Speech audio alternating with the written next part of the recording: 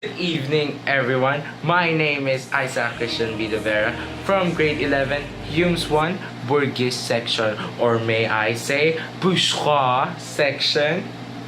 Now, before I start this video, I think some of you might be asking, Isaac, why do you have all these Christmas lights? You have Christmas lights flashing over there. Why are you being so extra? Well, you only live once, and sometimes you gotta be extra for your life. And, if I die being electrocuted by all these lights, well, at least I recorded my death, and you could get popular off that. I'm just kidding. Okay, back to the video, actually. This video will not be like the others because this is a school project and we were tasked to review a book that we like that was written during the 21st century. And the book that I have chosen, or the series rather, isn't technically part of 21st century literature, but it is within that time frame. And no matter what others say, you just gotta be yourself. And when I say this is 21st century literature, this is 21st century literature, honey. Okay. The series that I have chosen is a well-known fantasy series. Very, very well-known. In fact, I don't even need to describe what kind of, book this is, because this is Harry Potter. And the book that I am going to review is, of course, the last book in the series. Not technically last, but the last book in the series, Harry Potter and the Deathly Hallows. Excuse me. Now, before we discuss the book, we should discuss the genre.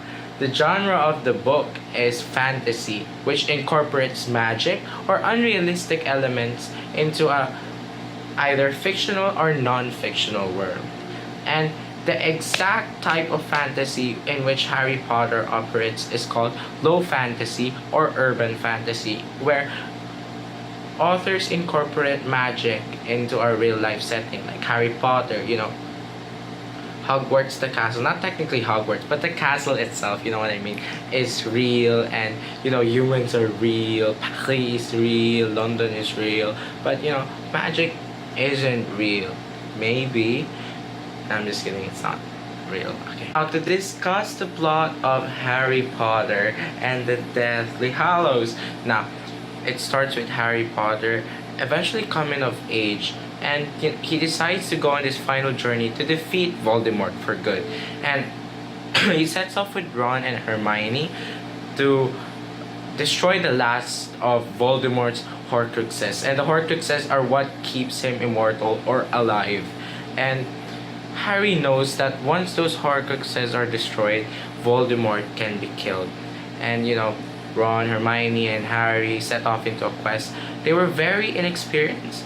They didn't have a plan. They were emotionally affected, and they often ran into Voldemort or Voldemort and his allies, and they even got into a fight, Ron and Harry, and eventually they overcame these challenges and they learned of the Deathly Hallows, which are a trio of magic things that when possessed by a person, they become the master of death. And Harry realizes that if he wields the Deathly Hallows, then they can finally win of Voldemort. But then Harry realizes that in order to defeat Voldemort, he needs to sacrifice himself. So he gives himself up to Voldemort and he sacrifices his life. But in a dream-like stance, he talks to Dumbledore, and he was asked if he wanted a second chance, and he wanted a second chance. That chance, you only need one chance, and that miss chance to blow this opportunity. One comes once in a lifetime, yo. That was an Eminem reference and a Harry Potter critique. Thank you. And no, you're welcome. And in the end, they eventually defeat Voldemort. Good wins. There was an epic battle in Hogwarts. You guys have to watch the movie. That was so epic. The final scene during the Battle of Hogwarts. Oh. But let's discuss about the book. And yeah, let's discuss about the book. Literary approaches that can be used to truly understand what Harry Potter and the Deathly Hallows mean. Now, my opinions for the book. I think it is a great end to the Harry Potter series, basically, and it is perhaps one of the best works of J.K. Rowling to date. One of the best works. When most people think of book series, more often than not, the final book is usually what carries the entire series, as it serves as a final outcome of the events that happen throughout the course of the series. And I think that Harry Potter and the Deathly Hallows, really delivered that. Now, for literary approaches, one of the literary approaches that can be used to review Harry Potter and the Deathly Hallows is structuralism for me, especially in examining the meaning of the Deathly Hallows and its ties to immortality. In reality, there is no immortality. Well, I mean, you can try. I mean, you can eat like a ton of salad or something, but there is no immortality. However, the idea of remaining youthful forever is attractive to some people, and the idea of immortality is absurd, and some people will go lengths to achieve it.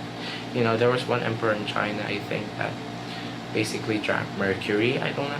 In the book, He Who Must Not Be Named, not just kidding, Voldemort was willing to sacrifice even other lives just to make his lives longer.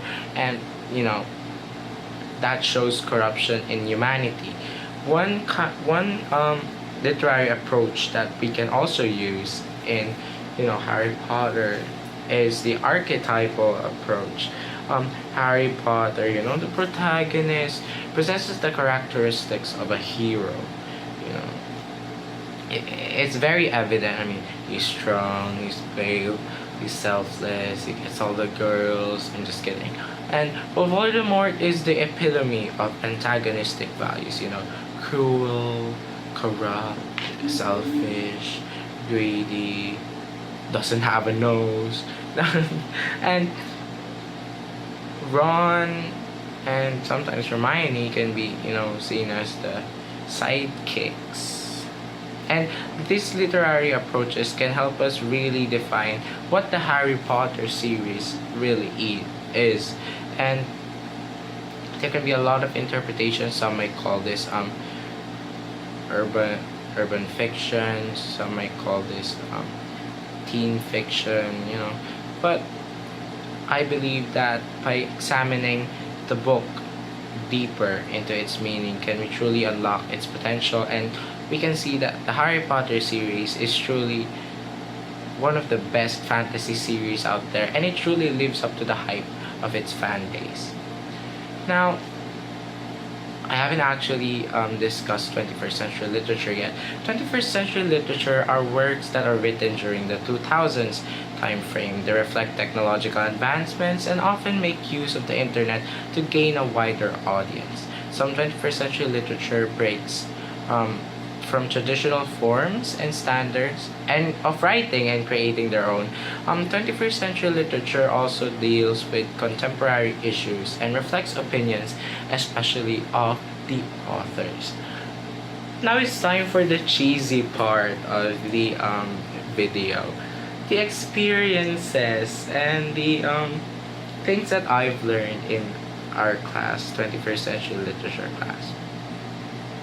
Well, all I can say is that this is the best English or literature class that I've actually attended ever since elementary. And the issues were contemporary, we can relate to it, especially in the Insta Poets. I'm a writer myself, and I can see why I am drawn to that kind of 21st century literature. Even though I follow traditional forms of writing, I can see why 21st century literature is truly the new way of writing for tomorrow, and I learned that in the class. And I had a lot of memories in the class, especially during one time when Miss Camille, was discussing something and I was eating. I forgot what I was eating. It was some kind of bread, and Miss Camille saw me. She stared at me for a second, and I felt guilty. And I was like, "Girl, I'm going to recite."